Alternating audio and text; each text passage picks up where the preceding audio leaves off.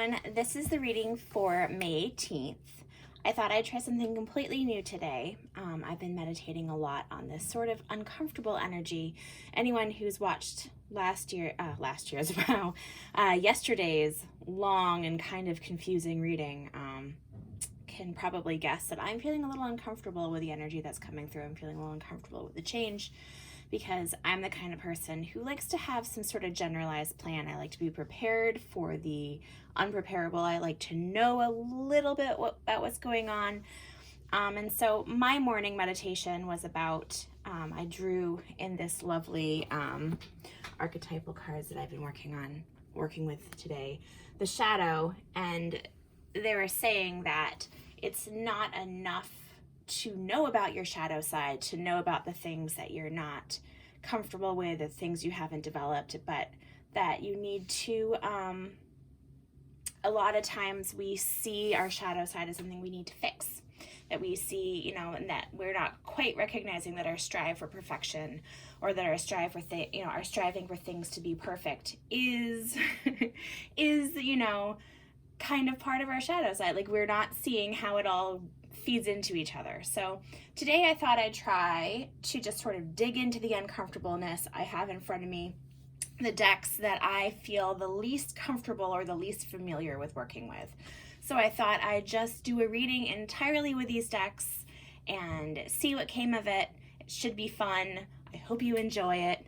Let me know what you think of it, and I'm just gonna dig right in. So I'm gonna start here with these the Hedge Witches Botanical Oracle, which I love. I love these cards so much. They are devastatingly accurate and just really informative, and I would say I always learn something. They're always gently guiding to me.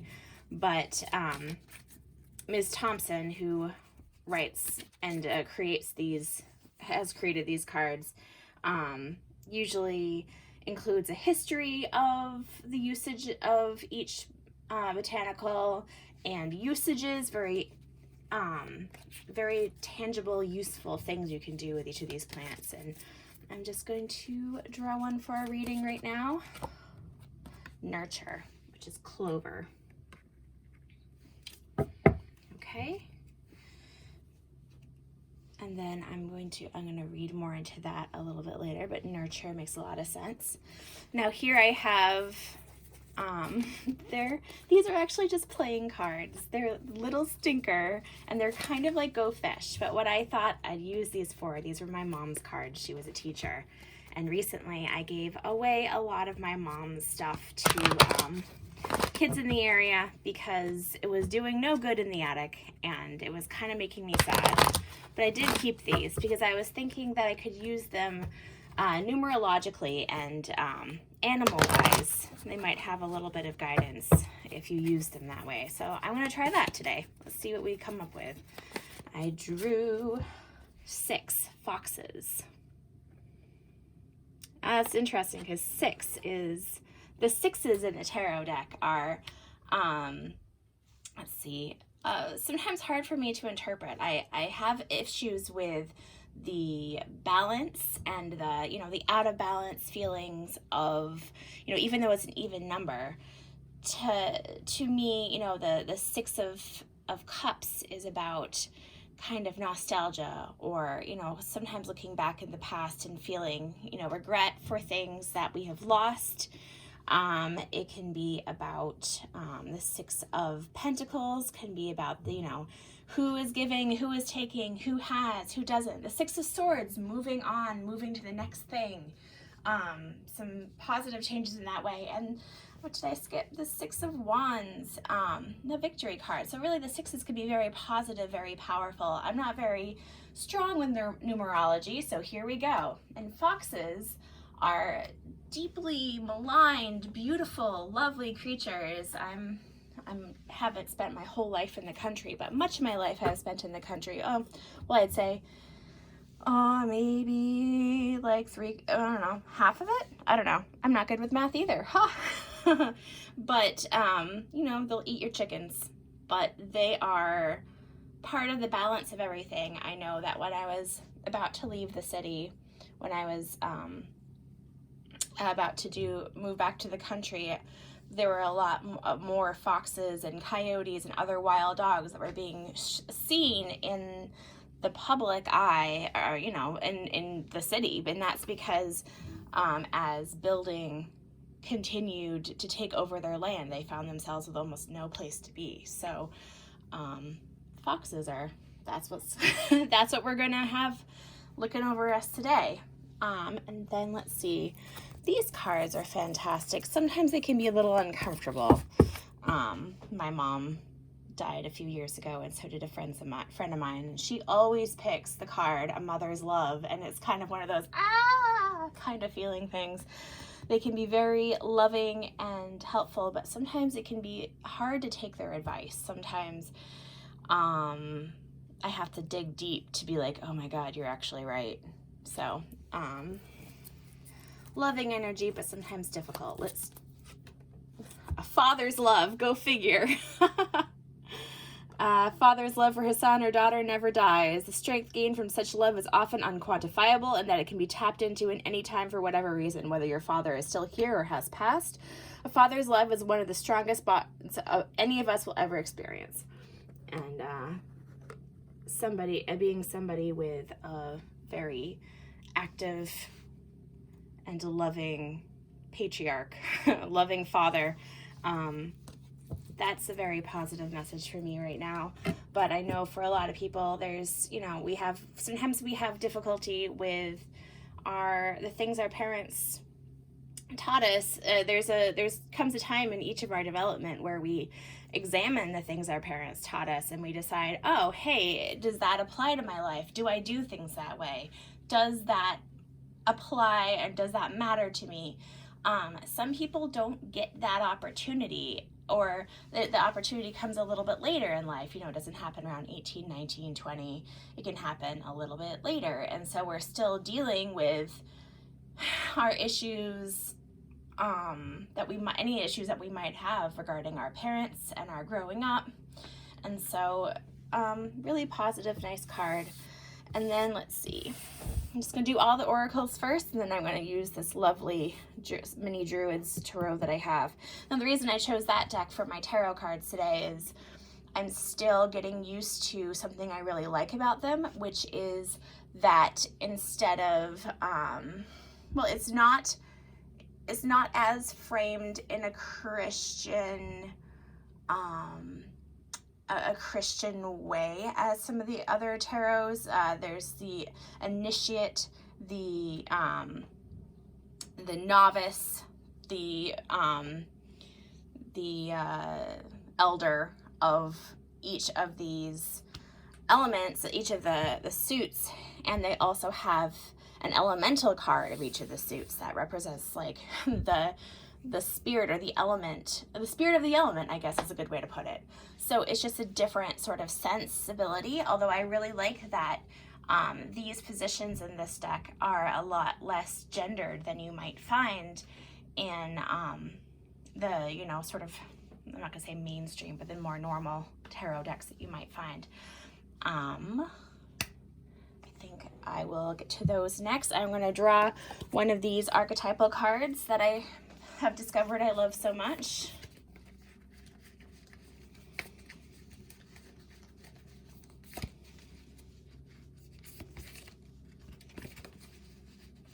I have to circle back around to those foxes and the clover. Okay, the Temple. That's what I got here. The Temple. All right, let's take that opportunity now to take a look to see what this deck needs a better place to be. There we go. Okay. I'm gonna look to see what it says for clover first.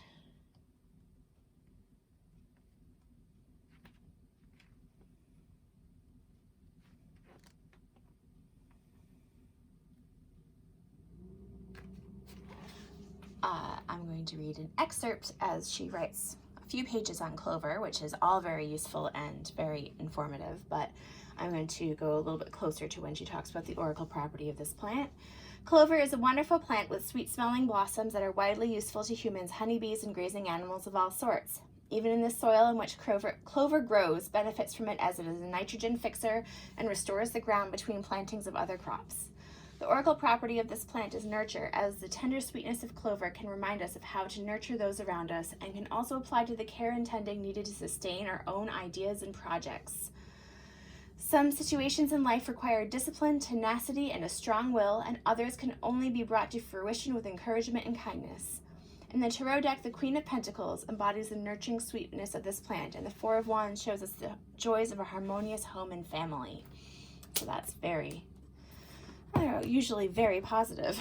Even when they're not positive, they're positive. I know that sounds kind of silly, but that's how I've always experienced it. You know, find myself in a bad place, and this deck always helps me find some perspective. Okay, so now I'm going to look at what it has to say about the wild unknown archetypes. The Temple here, which is 39.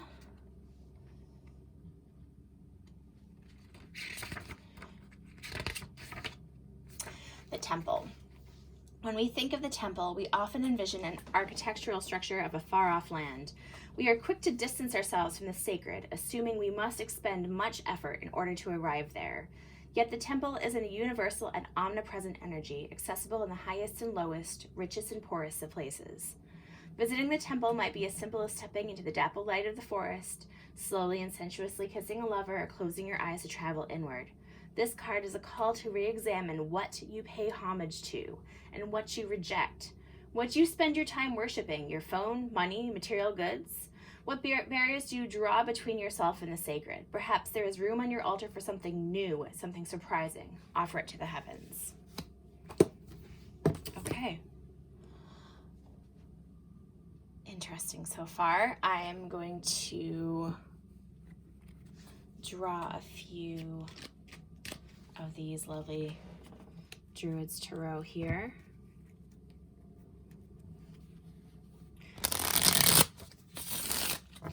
Once again, this is for the 18th. The 18th.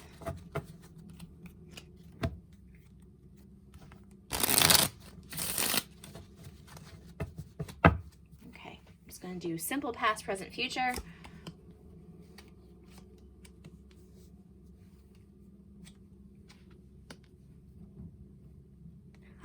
And the bottom of the deck here. Okay, so the bottom of the deck is quite nice. It's the Nine of Chalices, or the Nine of Cups, and that is, you know, getting what you want, having the things that make you happy. It's in many ways considered the wish card. It's getting, it's obtaining or finding that you have pretty much all that you need to be happy. It's very close to the end of the cycle. It's self-fulfillment. It's something that you want. It doesn't involve necessarily romantic love, but you have a lot of other things, a lot of other perhaps in your, you know, I'm trying to think, like in your career or in your home life, just something that, a dream or something you've worked really hard for. The Nine of Pentacles, which is another very self-stabilizing, interesting card. Okay, so we have the Two of Swords reversed, the Two of Pentacles reversed, and the Hermit reversed. So as I've said before, sometimes when cards are all in reverse, it can mean that there's a forward motion about to happen. As I did designate these past, present, and future, that may not be necessarily so much the case with the past here. But this can be, in my mind, this is about coming out of this position in which you have to look inward to make a decision, to decide, you know, what, to make up your mind, to figure out how you feel about things. The Two of Pentacles here can be about this sense of feeling like you dropped the ball. You know, the Two of Pentacles is about juggling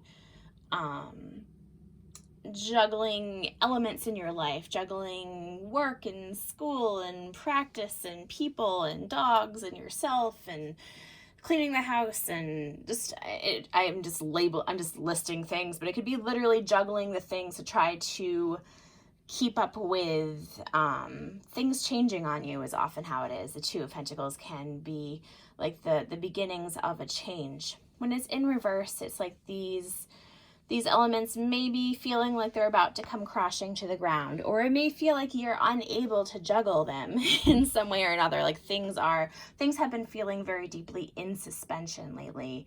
Like there's not much we can do to change things.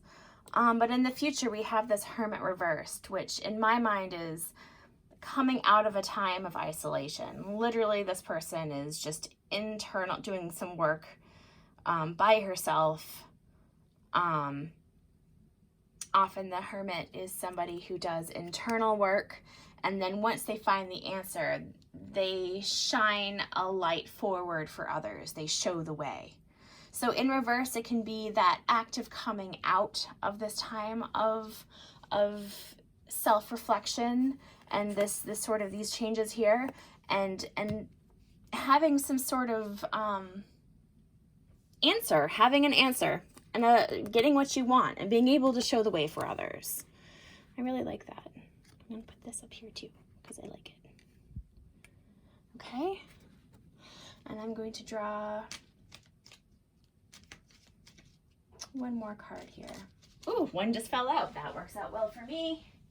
And it is the Seven of Cups reversed, just because of the way it fell. And the Seven of Cups reversed can be, you can see someone here meditating and seeing all the options in her mind, the things that she could choose, the things that she has before her. And the Seven of Cups can be about, did I say Seven of Pentacles? That's not what I meant. The Seven of the Chalices here, the Cups, is sometimes I have found it personally for me, and I know it may be the same for other people, that when you have so many options available to you, you can find yourself feeling a little frozen to the ground. And sometimes when you're in an uncertain time, you find that you don't know which way to go, you don't know what to pick, you don't know what's going to happen. And recently we've been getting a lot of this Seven of Cups reversed, which is clarity is coming. What you really want will be available to you. You will have internal answers. You will know things that you didn't necessarily know before. And, you know, if things are currently feeling like they're in suspension, or that you've dropped the ball, or things are not as you expected them to be, that's okay. Going back to this message of the Temple, that a re-examination of what we have, what we spend our time on, what we have, you know, what we pray to. I do like this idea of, recently I've discovered in the past year or so that, you know, I always thought that meditation had to be like this big thing, like you had to sit down and do this thing and, you know, blah, blah, blah. And I had gotten past the point where I thought that the world had to be perfectly silent for me to have any sort of usefulness to meditation. But I thought that I kind of had to set aside some time for it. And then recently I realized that no, every time that I sit down and take a few deep breaths and listen to my own breathing and just take a second to check in with myself, that too is valuable. So I think that kind of wraps it up. Things are going to start making sense. Harking back to nurture and this idea of, you know, channeling the Queen of Pentacles and the Four of Wands, and being that practical, nurturing force in the world. And these beautiful aligned foxes, and, you know, the sixes, the whole, I think very strongly of the Six of Swords moving forward to better waters. So that's today's reading. Thank you for bearing with me while I did something that was a little bit uncomfortable for me. I'm actually quite glad I did.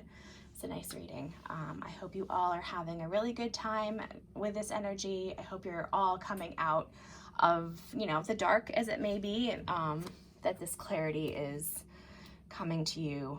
Have a wonderful day. Thank you so much.